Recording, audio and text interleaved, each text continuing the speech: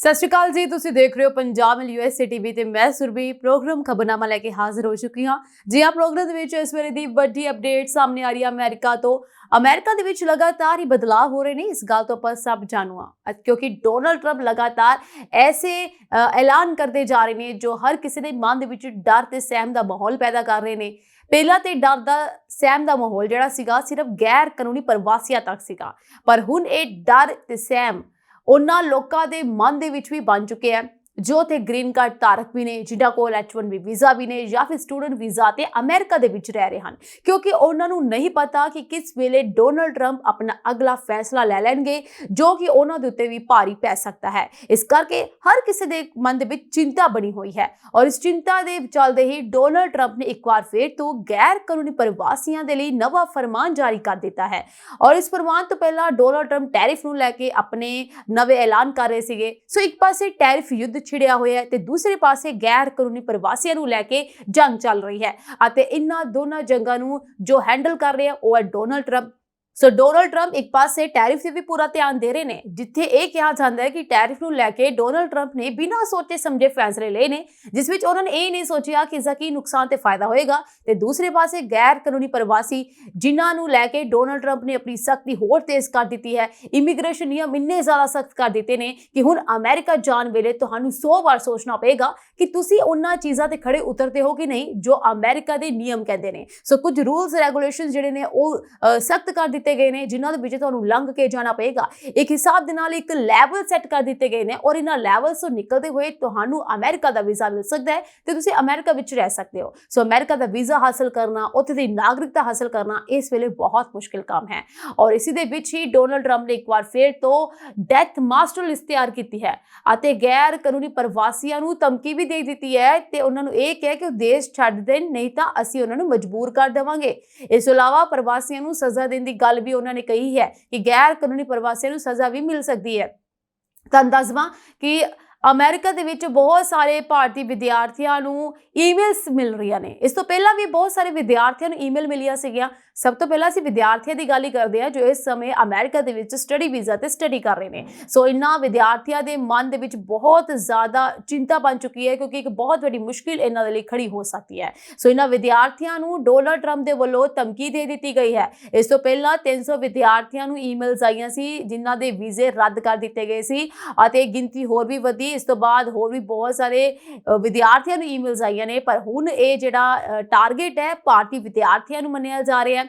ਤੁਹਾਨੂੰ ਦੱਸਵਾਂ ਕਿ ਟੈਰਿਫ ਯੁੱਧ ਦੇ ਵਿਚਕਾਰ ਹੁਣ ਅਮਰੀਕਾ 'ਚ ਭਾਰਤੀ ਵਿਦਿਆਰਥੀਆਂ ਨਾਲ ਬੁਰਾ ਵਿਵਹਾਰ ਕੀਤਾ ਜਾ ਰਿਹਾ ਹੈ।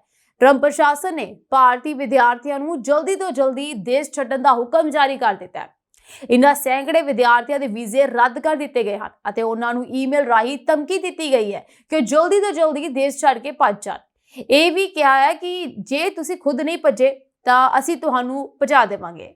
ਸੋ ਇਹ ਈਮੇਲ ਦੇ ਥਰੂ ਧਮਕੀ ਦਿੱਤੀ ਗਈ ਹੈ ਕਿ ਉਹ ਦੇਸ਼ ਛੱਡ ਕੇ ਜਲਦੀ ਤੋਂ ਜਲਦੀ ਚਲੇ ਜਾਣ। ਇਸ ਵਿੱਚ ਖਾਸ ਗੱਲ ਇਹ ਹੈ ਕਿ ਅਮਰੀਕੀ ਵਿਦੇਸ਼ ਵਿਭਾਗ ਵੱਲੋਂ ਭਾਰਤੀ ਵਿਦਿਆਰਥੀਆਂ ਨੂੰ ਭੇਜੀ ਜਾ ਰਹੀ ਡਾਕ ਵਿੱਚ ਉਹਨਾਂ ਤੇ ਵੀ ਦੋਸ਼ ਲਗਾਏ ਗਏ ਹਨ। ਇਨ੍ਹਾਂ ਵਿੱਚੋਂ ਬਹੁਤ ਸਾਰੇ ਵਿਦਿਆਰਥੀ ਤਾਂ ਅਜਿਹੇ ਹਨ ਜੋ ਅਮਰੀਕੀ ਅਦਾਲਤ ਵਿੱਚ ਬੇਕਸੂਰ ਸਾਬਤ ਹੋਏ। ਅਮਰੀਕੀ ਰਾਸ਼ਟਰਪਤੀ ਟਰੰਪ ਦੇ ਕਾਰਨ ਦੁਨੀਆ ਵਿੱਚ ਇੱਕ ਨਵੀਂ ਟੈਰਿਫ ਜੰਗ ਛਿੜ ਗਈ ਹੈ। ਸੋ ਸਾਰੇ ਦੇਸ਼ ਪਹਿਲਾਂ ਹੀ ਇਸ ਤੋਂ ਪਰੇਸ਼ਾਨ ਹਨ। तो ਹੁਣ ਜਿਸ ਤਰ੍ਹਾਂ ਟਰੰਪ ਸਰਕਾਰ ਨੇ ਵਿਦਿਆਰਥੀਆਂ ਵਿਰੁੱਧ ਰੁਖ ਅਪਣਾਇਆ ਹੈ ਉਸਨੇ ਇੱਕ ਨਵੀਂ ਸਮੱਸਿਆ ਨੂੰ ਜਨਮ ਦੇ ਦਿੱਤਾ ਹੈ। ਯਾਨੀ ਕਿ ਪਹਿਲਾਂ ਤਾਂ ਟੈਰਿਫ ਦੀ ਸਮੱਸਿਆ ਸੀ ਹੀ, ਪਰ ਹੁਣ ਵਿਦਿਆਰਥੀਆਂ ਨੂੰ ਲੈ ਕੇ ਇੱਕ ਨਵੀਂ ਸਮੱਸਿਆ ਪੈਦਾ ਹੋ ਚੁੱਕੀ ਹੈ। ਅਮਰੀਕਾ ਨੇ ਦੁਨੀਆ ਦੇ ਬਹੁਤ ਸਾਰੇ ਵਿਦਿਆਰਥੀਆਂ ਨੂੰ ਅਮਰੀਕਾ ਛੱਡਣ ਦੇ ਨਿਰਦੇਸ਼ ਦਿੱਤੇ ਹਨ। ਇਸ ਵਿੱਚ ਭਾਰਤੀ ਵਿਦਿਆਰਥੀ ਵੀ ਸ਼ਾਮਲ ਹਨ। ਸੋ ਉਹਨਾਂ ਦਾ ਵੀਜ਼ਾ ਰੱਦ ਕਰ ਦਿੱਤਾ ਗਿਆ ਹੈ ਅਤੇ ਉਹਨਾਂ ਨੂੰ ਇਸ ਬਾਰੇ ਈਮੇਲ ਰਾਹੀਂ ਸੂਚਿਤ ਕਰ ਦਿੱਤਾ ਗਿਆ ਹੈ। ਉਹਨਾਂ ਨੂੰ ਕਹਿ ਦਿੱਤਾ ਗਿਆ ਹੈ ਕਿ ਉਹ ਖੁਦ ਡਿਪੋਰਟ ਹੋ ਜਾਣ। ਸੋ ਟਰੰਪ ਸਰਕਾਰ ਨੇ ਕੁਝ ਦੋਸ਼ ਲਗਾਏ ਸਨ। ਤੁਹਾਨੂੰ ਦੱਸਵਾਂ ਕਿ ਅਮਰੀਕੀ ਵਿਦੇਸ਼ ਵਿਭਾਗ ਵੱਲੋਂ ਭਾਰਤੀ ਵਿਦਿਆਰਥੀਆਂ ਨੂੰ ਭੇਜੀਆਂ ਗਈਆਂ ਈਮੇਲਸ ਵਿੱਚ ਉਹਨਾਂ ਤੇ ਸ਼ਰਾਬ ਪੀ ਕੇ ਗੱਡੀ ਚਲਾਉਣ ਅਤੇ ਚੋਰੀ ਕਰਨ ਦੇ ਦੋਸ਼ ਲਗਾਏ ਗਏ ਹਨ। ਇਸ ਤੋਂ ਇਲਾਵਾ ਇੰਨਾ ਹੀ ਨਹੀਂ ਹੈ, ਇਹ ਵੀ ਦੋਸ਼ ਲਗਾਇਆ ਗਿਆ ਕਿ ਅਗਰ ਕਿਸੇ ਨੇ ਤੇਜ਼ ਰਫ਼ਤਾਰ ਵਿੱਚ ਗੱਡੀ ਵੀ ਚਲਾਈ ਤੇ ਉਸਦਾ ਵੀਜ਼ਾ ਵੀ ਰੱਦ ਹੋ ਸਕਦਾ ਹੈ। ਸੋ ਇਹਨਾਂ ਸਾਰੀ ਚੀਜ਼ਾਂ ਨੇ ਇੱਕ ਡਰ ਵਾਲਾ ਮਾਹੌਲ ਪੈਦਾ ਕਰ ਦਿੱਤਾ ਹੈ।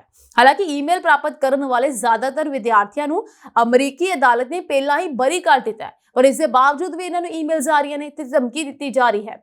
ਹਾਲਾਂਕਿ ਅਮਰੀਕੀ ਮੀਡੀਆ ਦੇ ਵਿੱਚ ਇਹ ਦਾਅਵਾ ਕੀਤਾ ਜਾ ਰਿਹਾ ਹੈ ਕਿ ਉਹਨਾਂ ਵਿਦਿਆਰਥੀਆਂ ਨੂੰ ਦੇਸ਼ ਨਿਕਾਲਾ ਦਿੱਤਾ ਜਾ ਰਿਹਾ ਹੈ ਜਿਨ੍ਹਾਂ ਨੇ ਟਰੰਪ ਸਰਕਾਰ ਵਿਰੁੱਧ ਕਿਸੇ ਵੀ ਤਰ੍ਹਾਂ ਦੇ ਵਿਰੋਧ ਪ੍ਰਦਰਸ਼ਨ ਵਿੱਚ ਹਿੱਸਾ ਲਿਆ, ਖਾਸ ਕਰਕੇ ਫਲਸਤੀਨ ਦੇ ਸਮਰਥਨ ਦੇ ਸੰਬੰਧ ਵਿੱਚ, ਕਿਉਂਕਿ ਐਸੇ ਹੀ ਵਿਦਿਆਰਥੀਆਂ ਨੂੰ ਡਿਪੋਰਟ ਕਰਨ ਦੀ ਗੱਲ ਸਾਹਮਣੇ ਆਈ ਸੀ।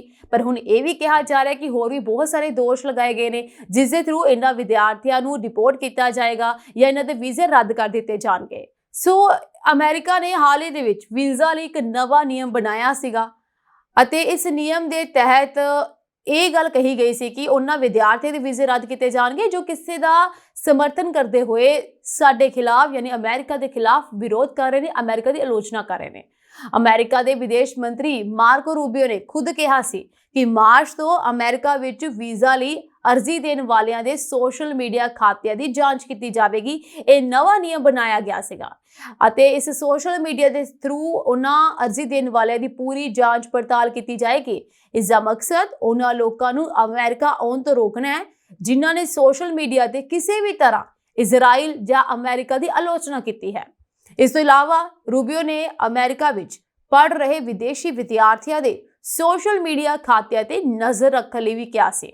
ਇਸ ਤੋਂ ਬਾਅਦ ਅਮਰੀਕਾ ਵਿੱਚ ਵੀਜ਼ਾ ਰੱਦ ਕਰਨ ਦੀ ਪ੍ਰਕਿਰਿਆ ਤੇਜ਼ ਹੋ ਗਈ ਅਤੇ ਇਸ ਤੋਂ ਬਾਅਦ ਬਹੁਤ ਸਾਰੇ ਵਿਦਿਆਰਥੀਆਂ ਨੂੰ ਆਪਣੇ ਵੀਜ਼ੇ ਤੋਂ ਹੱਥ ਧੋਣਾ ਪਿਆ ਸੀਗਾ ਕਿਉਂਕਿ ਉਹਨਾਂ ਨੇ ਕਿਸੇ ਨਾ ਕਿਸੇ ਤਰੀਕੇ ਨਾਲ ਫਲਸਤੀਨੀ ਦਾ ਸਮਰਥਨ ਕੀਤਾ ਸੀ ਅਤੇ ਅਮਰੀਕਾ ਦੀ ਆਲੋਚਨਾ ਕੀਤੀ ਸੀ, ਚਾਹੇ ਫਿਜ਼ੀਕਲੀ ਹੋਵੇ ਚਾਹੇ ਸੋਸ਼ਲ ਮੀਡੀਆ ਥਰੂ ਹੋਵੇ, ਕਿਉਂਕਿ ਸੋਸ਼ਲ ਮੀਡੀਆ ਤੇ ਤਾਂ ਉਹਨਾਂ ਨੂੰ ਬਿਲਕੁਲ ਹੀ ਮਨਾ ਕਰ ਦਿੱਤਾ ਗਿਆ ਹੈ ਅਤੇ ਚੇਤਾਵਨੀ ਦਿੱਤੀ ਗਈ ਹੈ ਕਿ ਅਗਰ ਕੋਈ ਵੀ ਐਸੀ ਪੋਸਟ ਕਿਸੇ ਦੀ ਵੀ ਮਿਲ ਜਾਂਦੀ ਹੈ ਜਿਸ ਵਿੱਚ ਅਮਰੀਕਾ ਦਾ ਵਿਰੋਧ ਹੋਇਆ ਹੋਵੇ ਜਾਂ ਅਮਰੀਕਾ ਦੇ ਵਿਰੋਧ ਦੇ ਵਿੱਚੋਂ ਵੀਡੀਓ ਹੋਵੇ ਜਿਸ ਵਿੱਚ ਅਮਰੀਕਾ ਦੀ ਆਲੋਚਨਾ ਹੋਵੇ, ਉਸ ਨੂੰ ਲਾਈਕ ਸ਼ੇਅਰ ਕਮੈਂਟ ਕੀਤਾ ਹੋਏਗਾ ਜਾਂ ਫਲਸਤੀਨੀ ਦਾ ਜਾਂ ਇਜ਼ਰਾਈਲ ਦਾ ਕਿਸੇ ਵੀ ਤਰੀਕੇ ਨਾਲ ਸਮਰਥਨ ਕਰਦਾ ਹੋਇਆ ਕੋਈ ਵਿਦਿਆਰਥੀ ਪਾਇਆ ਜਾਂਦਾ ਹੈ ਸੋਸ਼ਲ ਮੀਡੀਆ ਦੇ ਉੱਤੇ ਵੀ, ਤੇ ਉਸ ਦਾ ਵੀਜ਼ਾ ਵੀ ਰੱਦ ਕਰ ਦਿੱਤਾ ਜਾਏਗਾ ਤੇ ਉਸ ਨੂੰ ਡਿਪੋਰਟ ਕਰ ਦਿੱਤਾ ਜਾਏਗਾ। ਸੋ ਇਸ ਤੋਂ ਬਾਅਦ ਤੋਂ ਹੀ ਵਿਦਿਆਰਥੀ ਜਿਹੜੇ ਨੇ ਬਿਲਕੁਲ ਸਤਰਕ ਹੋ ਚੁੱਕੇ ਨੇ।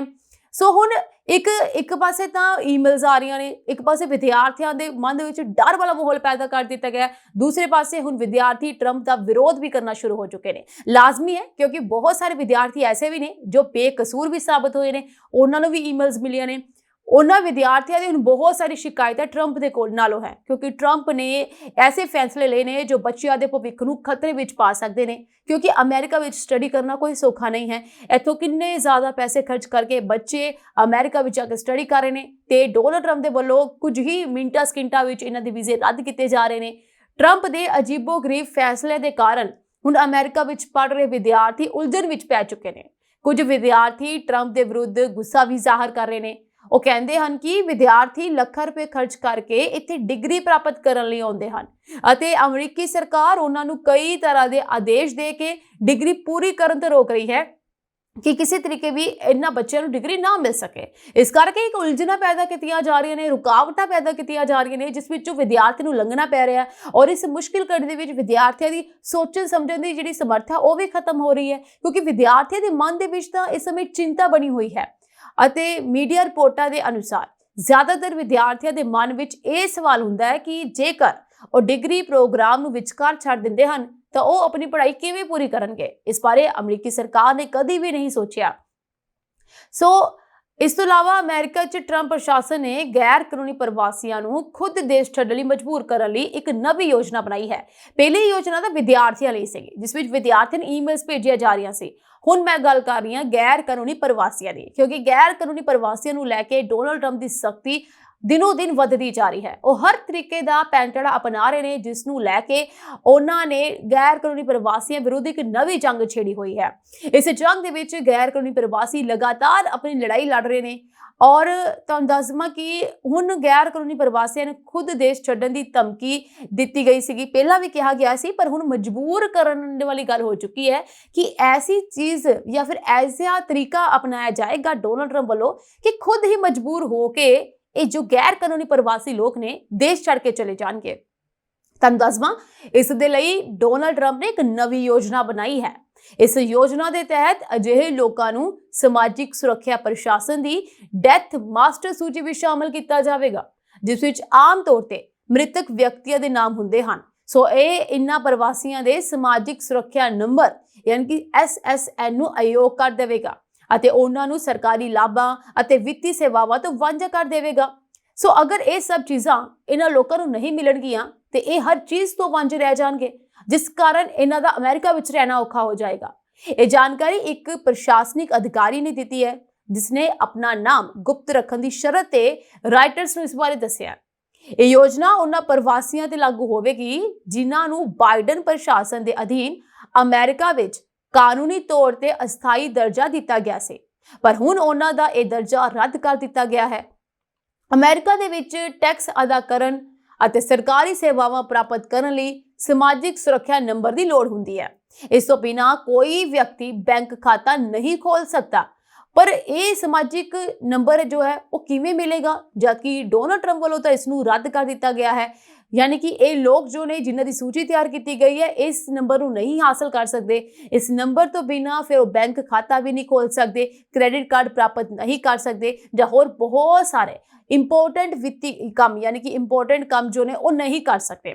ਇਸ ਯੋਜਨਾ ਦਾ ਉਦੇਸ਼ ਇਹ ਹੈ ਕਿ ਜਦ ਗੈਰ ਕਾਨੂੰਨੀ ਤੌਰ ਤੇ ਰਹਿ ਰਹੇ ਲੋਕ ਆਪਣੇ ਆਪ ਨੂੰ ਵਿੱਤੀ ਸਾਧਨਾਂ ਤੋਂ ਪੂਰੀ ਤਰ੍ਹਾਂ ਕੱਟੇ ਹੋਏ ਪਾਉਂਦੇ ਹਨ, ਯਾਨੀ ਕਿ ਜਦੋਂ ਉਹਨਾਂ ਨੂੰ ਫੀਲ ਹੋਏਗਾ ਕਿ ਉਹਨਾਂ ਦੀ ਕਿਸੇ ਤਰੀਕੇ ਨਾਲ ਕੋਈ ਮਦਦ ਨਹੀਂ ਹੋ ਰਹੀ ਹੈ, ਵਿੱਤੀ ਸਾਧਨ ਜਿਹੜੇ ਨੇ ਉਹਨਾਂ ਨੂੰ ਨਹੀਂ ਮਿਲ ਪਾ ਰਹੇ ਨੇ, ਤਾਂ ਉਹ ਆਪਣੇ ਆਪ ਹੀ ਅਮਰੀਕਾ ਛੱਡ ਦੇਣਗੇ। ਇਸ ਕਰਕੇ ਯੋਜਨਾ ਬਣਾਈ ਗਈ ਹੈ।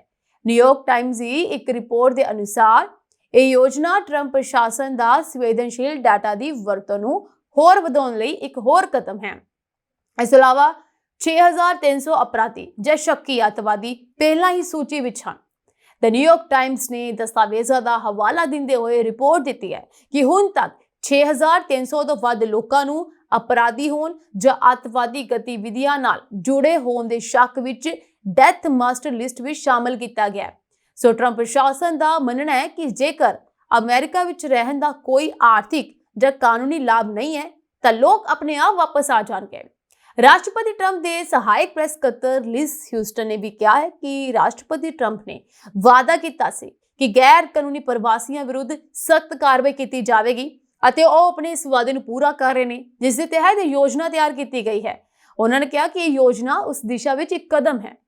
ਸੋ ਅਮਰੀਕੀ ਖਜ਼ਾਨਾ ਵਿਭਾਗ, ਅੰਦਰੂਨੀ ਮਾਲੀਆ ਸੇਵਾ ਅਤੇ ਗ੍ਰਹਿ ਸੁਰੱਖਿਆ ਵਿਭਾਗ ਇੱਕ ਸਮਝੌਤੇ ਤੇ ਪਹੁੰਚੇ, ਜਿਸ ਦੇ ਤਹਿਤ ਪ੍ਰਵਾਸੀਆਂ ਦਾ ਟੈਕਸ ਡਾਟਾ ਹੁਣ ਇਮੀਗ੍ਰੇਸ਼ਨ ਅਧਿਕਾਰੀਆਂ ਨੂੰ ਦਿੱਤਾ ਜਾਵੇਗਾ ਤਾਂ ਜੋ ਇਹ ਅਜਿਹੇ ਲੋਕਾਂ ਦਾ ਪਤਾ ਲਗਾ ਸਕਣ ਕਿ ਕਿਹੜੇ-ਕਿਹੜੇ ਲੋਕ ਅਮਰੀਕਾ ਵਿੱਚ ਮੌਜੂਦ ਨੇ, ਕੌਣ-ਕੌਣ ਇਹ ਟੈਕਸ ਅਦਾ ਕਰ ਰਹੇ ਨੇ ਤੇ ਕੀ-ਕੀ ਕੰਮ ਕੀਤਾ ਜਾ ਰਿਹਾ ਹੈ। ਸੋ ਪ੍ਰਵਾਸੀਆਂ ਦੀ ਅਸੀਂ ਗੱਲ ਕਰ ਰਹੇ ਹਾਂ ਜਿਸ ਤੇ ਟਰੰਪ ਪ੍ਰਸ਼ਾਸਨ ਜੋ ਹੈ ਲਗਾਤਾਰ ਸਖਤੀ ਕਰ ਰਿਹਾ ਹੈ। ਹੁਣ ਸੋਸ਼ਲ ਮੀਡੀਆ ਤੇ ਵੀ ਉਹਨਾਂ ਨੇ ਹਮਲਾ ਕਰਨਾ ਸ਼ੁਰੂ ਕਰ ਦਿੱਤਾ ਹੈ ਪ੍ਰਵਾਸੀਆਂ ਦੇ ਅਤੇ ਇਹ ਕਿਹਾ ਹੈ ਕਿ ਗ੍ਰੀਨ ਕਾਰਡ ਨਹੀਂ ਮਿਲੇਗਾ ਅਗਰ ਕੋਈ ਵੀ ਐਸੀ ਵੈਸੀ ਚੀਜ਼ ਉਹਨਾਂ ਨੂੰ ਹਾਸਲ ਹੁੰਦੀ ਹੈ ਗੈਰ ਕਾਨੂੰਨੀ ਪ੍ਰਵਾਸੀਆਂ ਦੇ ਕੋਲੋਂ, ਤਾਂ ਉਸ ਤੋਂ ਬਾਅਦ ਉਹਨਾਂ ਨੂੰ ਗ੍ਰੀਨ ਕਾਰਡ ਹਾਸਲ ਨਹੀਂ ਹੋਏਗਾ। ਜਿਵੇਂ ਮੈਂ ਪਹਿਲਾਂ ਕਿਹਾ ਕਿ ਗ੍ਰੀਨ ਕਾਰਡ ਹਾਸਲ ਕਰਨਾ ਜਾਂ ਵੀਜ਼ਾ ਹਾਸਲ ਕਰਨਾ ਇਸ ਵੇਲੇ ਅਮਰੀਕਾ ਵਿੱਚ ਬਹੁਤ ਮੁਸ਼ਕਿਲ ਹੈ। ਇਸ ਕਰਕੇ ਟਰੰਪ ਪ੍ਰਸ਼ਾਸਨ ਨੇ ਕਾਫੀ ਜ਼ਿਆਦਾ ਸਖਤੀ ਕੀਤੀ ਹੋਈ ਹੈ।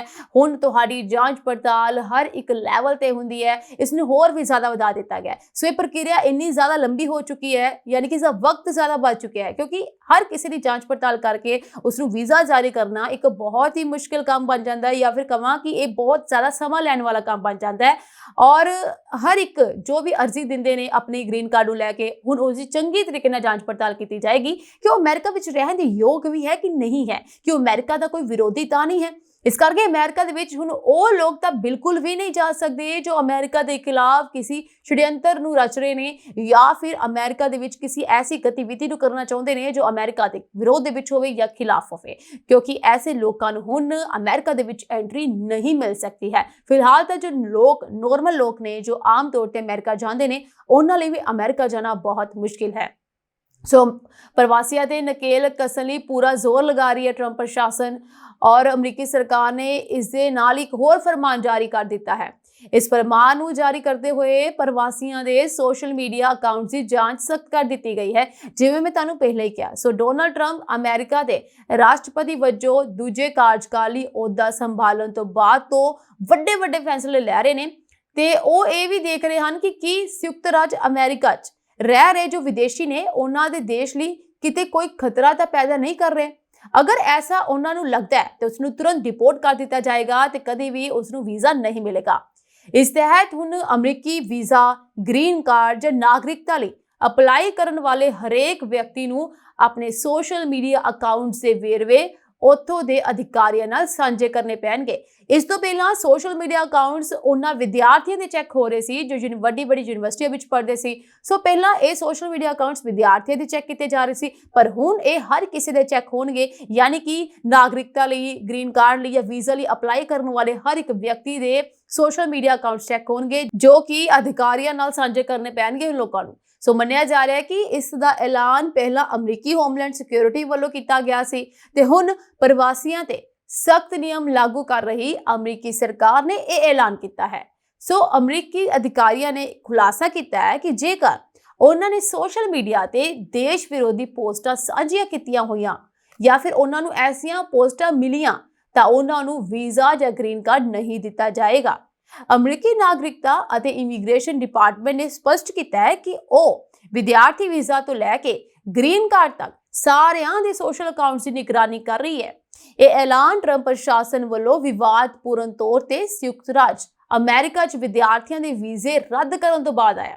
ਸੋ ਹੋਮਲੈਂਡ ਸਿਕਿਉਰਿਟੀ ਸੈਕਟਰੀ ਕ੍ਰਿਸਟੀ ਨੇ ਸਪਸ਼ਟ ਕੀਤਾ ਹੈ ਕਿ ਜੋ ਕੋਈ ਵੀ ਸੋਚਦਾ ਹੈ ਕਿ ਉਹ ਅਮਰੀਕਾ 'ਚ ਆ ਕੇ ਯਹੂਦੀ ਵਿਰੋਧੀ ਹਿੰਸਾ ਜਾਂ ਅੱਤਵਾਦ ਨੂੰ ਜਾਇਜ਼ ਠਹਿਰਾ ਸਕਦਾ ਹੈ ਤਾਂ ਉਸਨੂੰ ਦੁਬਾਰਾ ਸੋਚਣਾ ਪਵੇਗਾ, ਕਿਉਂਕਿ ਹੁਣ ਅਮਰੀਕਾ 'ਚ ਐਸਾ ਕਰਨਾ ਬਿਲਕੁਲ ਪੋਸੀਬਲ ਨਹੀਂ ਹੈ, ਕਿਉਂਕਿ ਅਮਰੀਕਾ ਦੇ ਵਿੱਚ ਇਮੀਗ੍ਰੇਸ਼ਨ ਨਿਯਮ ਇੰਨੇ ਜ਼ਿਆਦਾ ਸਖਤ ਹੋ ਚੁੱਕੇ ਨੇ ਕਿ ਤੁਹਾਨੂੰ ਅਮਰੀਕਾ ਆਉਣ ਤੋਂ ਪਹਿਲਾਂ ਵੀ ਕਿੰਨੀ ਵਾਰ ਸੋਚਣਾ ਪਏਗਾ।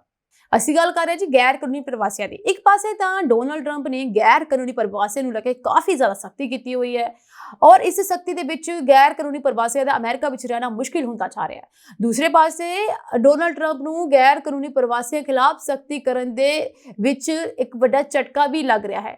ਯਾਨੀ ਕਿ ਜੋ ਡੋਨਾਲਡ ਟਰੰਪ ਆਪਣੇ ਫੈਸਲੇ ਲੈ ਰਹੇ ਨੇ ਨਾ ਗੈਰ ਕਾਨੂੰਨੀ ਪ੍ਰਵਾਸੀਆਂ ਦੇ ਖਿਲਾਫ, ਉਸ ਨੂੰ ਲੈ ਕੇ ਅਦਾਲਤ ਵਿੱਚ ਰੋਕ ਲਗਾ ਦਿੱਤੀ ਗਈ ਹੈ, ਜੋ ਕਿ ਇੱਕ ਬਹੁਤ ਵੱਡੀ ਰਾਹਤ ਉਹਨਾਂ ਲੋਕਾਂ ਨੂੰ ਦਿੱਤੀ ਜਾ ਰਹੀ ਹੈ ਜਿਨ੍ਹਾਂ ਲੋਕਾਂ ਦੇ ਡਿਪੋਰਟ ਹੋਣ ਦਾ ਖਤਰਾ ਬਣਿਆ ਹੋਇਆ ਸੀਗਾ। ਜੀ ਹਾਂ, ਇਸੇ ਕਰਕੇ ਮੈਂ ਕਹਿ ਰਹੀ ਕਿ ਇੱਕ ਪਾਸੇ ਤਾਂ ਇੰਨੇ ਜ਼ਿਆਦਾ ਨਿਯਮ ਸਖਤ ਕੀਤੇ ਜਾ ਰਹੇ ਨੇ ਤੇ ਦੂਸਰੇ ਪਾਸੇ ਇਹ ਰਿਪੋਰਟ ਸਾਹਮਣੇ ਆ ਰਹੀ ਹੈ ਕਿ ਰਾਸ਼ਟਰਪਤੀ ਡੋਨਾਲਡ ਟਰੰਪ ਨੂੰ ਇੱਕ ਵੱਡਾ ਝਟਕਾ ਲੱਗਣ ਜਾ ਰਿਹਾ ਹੈ, ਜਿਸ ਵਿੱਚ ਜੋ ਗੈਰ ਕਾਨੂੰਨੀ ਪ੍ਰਵਾਸੀ ਹੈ ਉਹਨਾਂ ਦੀ ਡੈਪੋਟੇਸ਼ਨਸ ਤੇ ਜਾਂ ਦੇਸ਼ ਨਿਕਾਲੇ ਤੇ ਰੋਕ ਲੱਗ ਸਕਦੀ ਹੈ। ਇਹ ਕਿਵੇਂ ਲੱਗ ਸਕਦੀ, ਇਸ ਬਾਰੇ ਤੁਹਾਨੂੰ ਦੱਸਦੀ ਹਾਂ। ਜੀ ਹਾਂ, ਅਮਰੀਕਾ ਦੇ ਰਾਸ਼ਟਰਪਤੀ ਡੋਨਾਲਡ ਟਰੰਪ ਨੂੰ ਇੱਕ ਵੱਡਾ ਝਟਕਾ ਲੱਗ ਸਕਦਾ ਹੈ। ਸੋ ਅਮਰੀਕਾ ਦੇ ਭਾਰਤੀ ਮੂਲ ਦੇ ਇੱਕ ਸੰਘੀ ਜੱਜ ਨੇ ਇਹ ਕਿਹਾ ਹੈ ਕਿ ਉਹ ਟਰੰਪ ਪ੍ਰਸ਼ਾਸਨ ਦੇ ਉਸ ਫੈਸਲੇ ਤੇ ਰੋਕ ਲਗਾਏਗਾ ਜਿਸ ਵਿੱਚ 4 ਦੇਸ਼ਾਂ, ਜਿਸ ਵਿੱਚ ਕਿਊਬਾ, ਹੈਤੀ, ਨਿਕਾਰਾਗੁਆ ਅਤੇ ਵੈਨਜ਼ੂਏਲਾ ਦੇ ਲੋਕ ਸ਼ਾਮਲ ਨੇ, ਉਹਨਾਂ ਨੂੰ ਦੇਸ਼ ਨਿਕਾਲਾ ਦਿੱਤਾ ਜਾਣਾ ਹੈ। ਸੋ ਉਹਨਾਂ ਦੇ ਉੱਪਰ ਜੋ ਦੇਸ਼ ਨਿਕਾਲੇ ਦੀ ਮਾਰ ਪਈ ਹੋਈ ਹੈ ਉਸ ਦੇ ਉੱਤੇ ਰੋਕ ਲਗਾਏਗਾ। ਇਹਨਾਂ 4 ਦੇਸ਼ਾਂ ਦੇ ਲਗਭਗ 5 ਲੱਖ ਲੋਕ ਅਮਰੀਕਾ ਵਿੱਚ ਅਸਥਾਈ ਤੌਰ ਤੇ ਰਹਿ ਰਹੇ ਹਨ ਅਤੇ ਉਹਨਾਂ ਦੀ ਅਮਰੀਕਾ ਵਿੱਚ ਰਹਿਣ ਦੀ ਸਮਾਂ ਸੀਮਾ ਇਸ ਮਹੀਨੇ ਦੇ ਅੰਤ ਵਿੱਚ ਖਤਮ ਹੋ ਰਹੀ ਹੈ। ਭਾਰਤੀ ਮੂਲ ਦੀ ਸੰਘੀ ਜੱਜ ਇੰਦਰਾ ਨੇ ਇਹ ਕਿਹਾ ਹੈ ਕਿ ਉਹ ਇਹਨਾਂ ਦੇਸ਼ਾਂ ਦੇ ਲੋਕਾਂ ਨੂੰ ਦੇਸ਼ ਨਿਕਾਲਾ ਦੇਣ ਦੇ ਸਰਕਾਰ ਦੇ ਫੈਸਲੇ ਨੂੰ ਰੋਕਣ ਲਈ ਇੱਕ ਹੁਕਮ ਜਾਰੀ ਕਰੇਗੀ।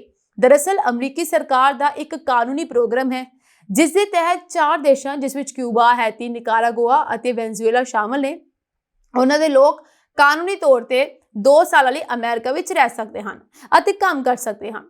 ਇਸ ਸਮੇਂ ਦੌਰਾਨ ਜੇਕਰ ਇਹ ਲੋਕ ਅਮਰੀਕਾ ਵਿੱਚ ਵਸਣਾ ਚਾਹੁੰਦੇ ਹਨ ਤਾਂ ਉਹ ਨਾਗਰਿਕਤਾ ਲਈ ਅਰਜ਼ੀ ਦੇ ਸਕਦੇ ਹਨ। ਹਾਲਾਂਕਿ ਟਰੰਪ ਪ੍ਰਸ਼ਾਸਨ ਦਾ ਕਹਿਣਾ ਹੈ ਕਿ ਮੌਜੂਦਾ ਪ੍ਰੋਗਰਾਮ ਆਪਣੇ ਉਦੇਸ਼ਾਂ ਨੂੰ ਪ੍ਰਾਪਤ ਨਹੀਂ ਕਰ ਰਿਹਾ।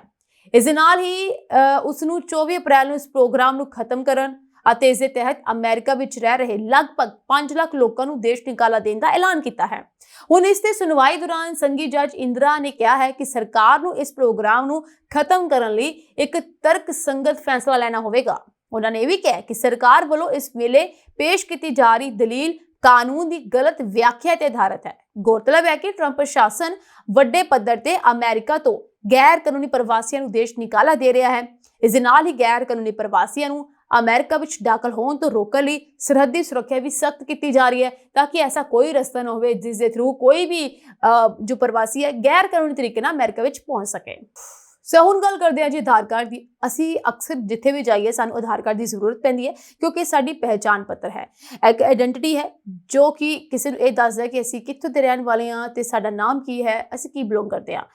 ਹੁਣ ਆਧਾਰ ਕਾਰਡ ਨੂੰ ਸਾਨੂੰ ਹਰ ਜਗ੍ਹਾ ਯੂਜ਼ ਤਾਂ ਕਰਨਾ ਪੈਂਦਾ ਹੈ। ਕਈ ਵਾਰ ਸਾਨੂੰ ਦੀ ਫੋਟੋ ਕਾਪੀਆਂ ਦੇਣੀਆਂ ਪੈਂਦੀਆਂ ਨੇ। ਬਹੁਤ ਸਾਰੀ ਜਗ੍ਹਾ ਤੇ ਇਸ ਦਾ ਇਸਤੇਮਾਲ ਹੁੰਦਾ ਹੈ ਜਿਸ ਵਿੱਚ ਅਸੀਂ ਫੋਟੋ ਕਾਪੀਆਂ ਦਿੰਦੇ ਨੇ, ਪਰ ਹੁਣ ਐਸਾ ਕਿਹਾ ਜਾ ਰਿਹਾ ਹੈ ਕਿ ਹੁਣ ਸਾਨੂੰ ਕੋਈ ਫੋਟੋ ਕਾਪੀਆਂ ਦੇਣ ਦੀ ਜ਼ਰੂਰਤ ਨਹੀਂ ਪਏਗੀ। ਯਾਨੀ ਕਿ ਹੁਣ ਆਧਾਰ ਕਾਰਡ ਲਈ ਸਾਨੂੰ ਇੱਕ ਐਪ ਦੀ ਜ਼ਰੂਰਤ ਪਏਗੀ, ਪਰ ਸਾਨੂੰ ਫੋਟੋਕਾਪੀ ਦੀ ਲੋੜ ਨਹੀਂ ਪਏਗੀ। ਆਧਾਰ ਵੈਰੀਫਿਕੇਸ਼ਨ ਨੂੰ ਕੇਂਦਰ ਸਰਕਾਰ ਨੇ ਪੂਰੀ ਤਰ੍ਹਾਂ ਨਾਲ ਡਿਜੀਟਲ ਅਤੇ ਸੌਖਾ ਬਣਾਉਣ ਦੇ ਲਈ ਨਵੀਂ ਆਧਾਰ ਐਪ ਲਾਂਚ ਕੀਤੀ ਹੈ। ਜੀ ਹਾਂ, ਇਸ ਕਰਕੇ ਕੀਤੀ ਗਈ ਹੈ ਤਾਂ ਕਿ ਕੋਈ ਵੀ ਇਹਨਾਂ ਚੀਜ਼ਾਂ ਦਾ ਗਲਤ ਇਸਤੇਮਾਲ ਨਾ ਕਰ ਸਕੇ। ਕੇਂਦਰੀ ਆਈਟੀ ਮੰਤਰੀ ਅਸ਼ਵਨੀ ਵੈਸ਼ਨਵ ਨੇ ਇਸ ਐਪ ਨੂੰ ਪੇਸ਼ ਕਰਦੇ ਹੋਏ ਇਹ ਕਿਹਾ ਹੈ ਕਿ ਹੁਣ ਆਧਾਰ ਵੈਰੀਫਿਕੇਸ਼ਨ ਕਰਨਾ ਉਨਾ ਹੀ ਸੌਖਾ ਹੋਵੇਗਾ ਜਿੰਨਾ ਕਿ UPI ਪੇਮੈਂਟ ਕਰਨਾ। ਇਸ ਐਪ ਦੀ ਸਭ ਤੋਂ ਵੱਡੀ ਖਾਸੀਅਤ ਇਹ ਹੈ ਕਿ ਹੁਣ ਤੁਹਾਨੂੰ ਹੋਟਲ, 에ਅਰਪੋਰਟ ਜਾਂ ਕਿਸੇ ਹੋਰ ਜਨਤਕ ਸਥਾਨ ਤੇ ਪਛਾਣ ਲਈ ਆਧਾਰ ਕਾਰਡ ਦੀ ਫੋਟੋਕਾਪੀ ਦੇਣ ਦੀ ਲੋੜ ਨਹੀਂ ਪਵੇਗੀ। ਇਸ ਦੀ ਬਜਾਏ ਇੱਕ QR ਕੋਡ ਸਕੈਨ ਕਰਕੇ ਤੁਸੀਂ ਆਪਣੀ ਪਛਾਣ ਰੀਅਲ ਟਾਈਮ 'ਚ ਫੇਸ ਆਇਡੈਂਟੀਫਿਕੇਸ਼ਨ ਰਾਹੀਂ ਸਾਬਿਤ ਕਰ ਸਕੋਗੇ। ਮੰਤਰੀ ਨੇ ਇਸ ਦਾ ਡੈਮੋ ਵੀਡੀਓ ਸਾਂਝਾ ਕਰਕੇ ਇਸ ਬਾਰੇ ਦੱਸਿਆ ਹੈ ਕਿ ਯੂਜ਼ਰ ਸਿਰਫ ਇੱਕ ਟੈਬ 'ਚ ਜ਼ਰੂਰਤ ਭਰ ਦੀ ਜਾਣਕਾਰੀ ਸ਼ੇਅਰ ਕਰ ਸਕਣਗੇ, ਜਿਸ ਨਾਲ ਪ੍ਰਾਈਵੇਸੀ ਵੀ ਬਣੀ ਰਹੇਗੀ। UIDAI ਨੇ ਇਸ ਨੂੰ ਆਧਾਰ ਸੰਵਾਦ ਪ੍ਰੋਗਰਾਮ ਦੌਰਾਨ ਪਹਿਲੀ ਵਾਰ ਦਿਖਾਇਆ ਅਤੇ ਇਹ ਕਿਹਾ ਕਿ ਇਹ ਐਪ ਡਿਜੀਟਲ ਇੰਡੀਆ ਮਿਸ਼ਨ ਨੂੰ ਇੱਕ ਨਵੀਂ ਦਿਸ਼ਾ ਦੇਵੇਗੀ। ਸੋ UIDAI ਅਨੁਸਾਰ ਇਹ ਐਪ ਲੋਕਾਂ ਨੂੰ ਆਪਣੀ ਜਾਣਕਾਰੀ ਤੇ ਪੂਰਾ ਕੰਟਰੋਲ ਦੇਵੇਗੀ ਅਤੇ ਡਾਟਾ ਲੀਕ ਜਾਂ ਆਧਾਰ ਕਾਰਡ ਦੀ ਨਕਲੀ ਕਾਪੀਆਂ ਤੋਂ ਬਚਾਏਗੀ। ਐਪ 'ਚ ਫੇਸ ਅਥੈਂਟੀਕੇਸ਼ਨ ਫੀਚਰ ਵੀ ਜੋੜਿਆ ਗਿਆ ਹੈ, ਜੋ ਪਹਿਲੇ ਤੋਂ ਹੀ ਹਰ ਮਹੀਨੇ 15 ਕਰੋੜ ਤੋਂ ਵੱਧ ਵਾਰ ਉਪਯੋਗ ਕੀਤਾ ਜਾ ਰਿਹਾ। ਸੋ ਇਸ ਐਪ 'ਚ ਫੇਸ ਅਥੈਂਟੀਕੇਸ਼ਨਸ, ਰੀਅਲ ਟਾਈਮ ਵੈਰੀਫਿਕੇਸ਼ਨ ਅਤੇ ਡਾਟਾ ਸ਼ੇਅਰਿੰਗ ਕੰਟਰੋਲ ਵਰਗੇ ਫੀਚਰਸ ਮੌਜੂਦ ਹਨ। ਇਸ ਨਾਲ ਪਛਾਣ ਦੇ ਨਾਲ ਪ੍ਰਾਈਵੇਸੀ ਵੀ ਸੁਰੱਖਿਅਤ ਰਹੇਗੀ ਔਰ ਸਰਕਾਰ ਦਾ ਇਹ ਕਹਿਣਾ ਹੈ ਕਿ ਇਸ ਤਕਨੀਕ ਨਾਲ ਹੁਣ ਕੋਈ ਵੀ ਵਿਅਕਤੀ ਆਪਣੀ ਪਛਾਣ ਤੇਜ਼ੀ ਨਾਲ ਅਤੇ ਸੁਰੱਖਿਅਤ ਤਰੀਕੇ ਨਾਲ ਸਾਬਿਤ ਕਰ ਸਕੇਗਾ, ਉਹ ਵੀ ਬਿਨਾਂ ਆਧਾਰ ਕਾਰਡ ਨਾਲ ਰੱਖੇ। ਕਿਉਂਕਿ ਇਸ ਸਮੇਂ ਅਸੀਂ ਆਧਾਰ ਕਾਰਡ ਨੂੰ ਨਾਲ ਰੱਖਦੇ ਹਾਂ ਤੇ ਸਾਨੂੰ ਹਰ ਸਮੇਂ ਦੀ ਜ਼ਰੂਰਤ ਪੈ ਸਕਦੀ ਹੈ। ਫਿਲਹਾਲ ਇਹ ਐਪ ਬੀਟਾ ਟੈਸਟਿੰਗ 'ਚ ਹੈ ਅਤੇ ਚੁਣਿੰਦਾ ਯੂਜ਼ਰ ਨੂੰ ਉਪਲਬਧ ਕਰਵਾਈ ਗਈ ਹੈ। ਜਲਦੀ ਇਹ ਸਾਰਿਆਂ ਲਈ ਰੋਲ ਆਊਟ ਕੀਤੀ ਜਾਵੇਗੀ, ਪਰ ਇਸ ਤੋਂ ਪਹਿਲਾਂ ਇਸ ਦੀ ਟੈਸਟਿੰਗ ਚੱਲ ਰਹੀ ਹੈ। ਇਸ ਦੀ ਟੈਸਟਿੰਗ ਦੇ ਪਾਸ ਹੋਣ ਤੋਂ ਬਾਅਦ ਹੀ ਇਹ ਸਾਰੀ ਇੰਡੀਆ ਦੇ ਵਿੱਚ ਫੈਲ ਜਾਏਗੀ ਤੇ ਸਾਡੇ ਹੱਥਾਂ ਵਿੱਚ ਮੌਜੂਦ ਹੋਏਗੀ ਐਪ ਤੇ ਅਸੀਂ ਇਸ ਐਪ ਦੀ ਵਰਤੋਂ ਕਰਕੇ ਇੱਕ ਚੰਗੀ ਸਹੂਲਤ ਹਾਸਲ ਕਰ ਸਕਾਂਗੇ। ਸੋ ਇਸ ਦੇ ਨਾਲ ਇੱਕ ਨਵੀਂ ਜਾਣਕਾਰੀ ਸਾਹਮਣੇ ਆਈ ਹੈ ਜੀ ਹਾਂ, ਇਹ ਜਾਣਕਾਰੀ ਹੈ ਜੀ ਜਨਮ ਅਤੇ ਮੌਤ ਦੇ ਬਾਰੇ 'ਚ। ਸੋ ਹੁਣ जुर्माना लग सकता है अगर इस बारे जानकारी ना दी गई, यानी कि जन्म कदों होया, मौत कदों हुई, इस बारे अगर कोई जानकारी नहीं मिलती एक समय के हिसाब के नाल ते इससे जुर्माना हो सकता है। हुण देश के हर बच्चे के जन्म अते किसी भी व्यक्ति की मौत की जानकारी 21 दिनों के अंदर देना लाजमी कर दिता गया। जेकर अजिहा नहीं किया जाता तो हस्पतालों नूं जुर्माना लगाया जा सकता है और कानूनी कार्रवाई भी की जाएगी। RGI ने हस्पतालों नूं एक सख्त चेतावनी दी है। भारत के रजिस्ट्रार जनरल यानी कि RGI ने सरकारी और निजी हस्पतालों नूं स्पष्ट तौर पर कहा है कि जन्म और मौत बारे समय सिर जानकारी प्रदान करना उन्हां दी जिम्मेवारी है, ना कि परिवारक मैंबरां दी। सो फिलहाल की स्थिति इस बार तुहानूं दस दियां कि इस वेले देश विच सिर्फ 90% जन्म और मौतां ही दर्ज कीतियां जा रही हैं। सरकार चाहती है कि यह आंकड़ा 100% तक पहुंच जाए। सो रजिस्ट्रेशन विच भी देरी हो रही है, आखिर क्यों हो रही है इस बार भी तुहानूं दस दियां। इस विच RGI ने कहना है कि बहुत सारे हस्पताल अपने आप जानकारी नहीं दे रहे हैं, पर परिवारक मैंबरों तो अपीलों की उਡੀਕ कर रहे हैं। यह नियमां दे विरुद्ध है। सरकारी हस्पतालों नूं रजिस्ट्रार वजों काम करना पैंदा है, पर वो इस विच काफ़ी लापरवाही वरत रहे हैं। सो हुण ये नवा नियम है कि है, तुहानूं ये भी दस दियां कि जन्म या मौत बारे जानकारी 21 दिनों के अंदर हुण देनी जरूरी कर दी गई है। अजिहा ना करन ते जुर्माना और कानूनी कार्रवाई हो सकती है। तीसरा है कि RGI ने यह निर्देश 17 मार्च 2025 के अपने सर्कुलर भी दिता है। हुण सिर्फ डिजिटल सर्टिफिकेट ही वैध होगा। इस तो अलावा सरकार ने स्पष्ट कर दिता है कि 1 अक्तूबर 2023 तो सिर्फ डिजिटल जन्म सर्टिफिकेट ही वैध होगा। इस सर्टिफिकेट की वरतों स्कूल दाखला, नौकरी, ब्याह आदि वर्गे सारे महत्वपूर्ण कामों लई कीता जाएगा। सो RGI ने रजिस्ट्रार नूं 7 दिनों के अंदर सर्टिफिकेट जारी करने का हुक्म दिता है और इस विच कोई देरी नहीं होनी चाहिए। देरी होने ते सख्त कार्रवाई हो सकती है। सो हस्पतालों नूं लैके खास बदलाव जिहड़ा है सरकार वल्लों कीता जा रहा है। सो ऐसे अज प्रोग्राम खबरनामा दे विच कुछ खास अपडेट्स और अपडेट्स जुड़े रहने लई तुसीं बने रहो साडे चैनल पंजाब मेल यूनिवर्सिटी दे नाल। तुहाडे सब दा बहुत बहुत धन्नवाद।